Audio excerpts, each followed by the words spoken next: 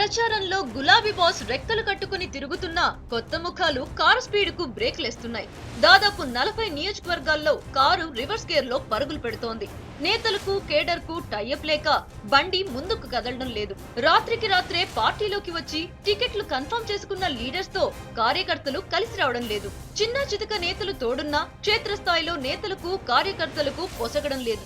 సమన్వయం చేసుకోలేక MP MLA అభ్యర్థులు కేసీఆర్ దిక్కు చూస్తున్నారు.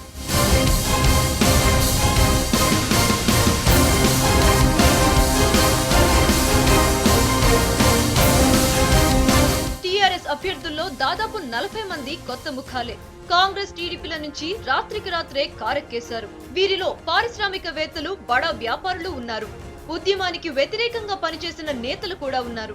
ఉద్యమ పోరులో ఎవరినైతే వ్యతిరేకించారో వారికే జై కొట్టడానికి కార్యకర్తలు సిద్ధంగా లేరు. డౌన్ డౌన్ అన్న నోటితోనే జిందాబాద్లు కొట్టడానికి నో చెబుతున్నారు. క్యాడర్ ను ఎలాగైనా దారికి తెచ్చుకోవాలన్న అభ్యర్థుల ప్రయత్నాలు అంతగా వర్కౌట్ కావడం లేదు.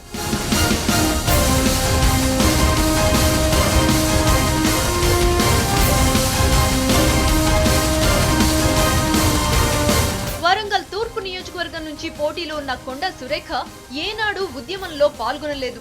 మానుకోట గాయాన్ని గుర్తుకు తెచ్చుకొని దూరంగా ఉండిపోతున్నారు. నిజామాబాద్ రూరల్ బరిలో ఉన్న బాజిరెడ్డి గోవర్ధన్ వైసీపీలో నుంచి జంప్ చేశారు. మల్కాజ్గిరి ఎంపీ అభ్యర్థి మైనంపల్లి హనుమంతరావు నామినేషన్ల గడువుకు ఒకరోజు ముందు రాత్రే గులాబీ కండువా కప్పుకున్నారు. ఆందోళన నుంచి బరిలో ఉన్న బాబు మోహన్, నాగార్జున సాగర్ నుంచి పోటీ చేస్తున్న నోముల నరసింహులు కూడా ఇన్స్టంట్ అభ్యర్థులే. వరంగల్, రంగారెడ్డి, నల్గొండ, నిజామాబాద్, ఆదిలాబాద్, మెదక్, హైదరాబాద్ జిల్లాలో సేమ్ సిచ్యువేషన్.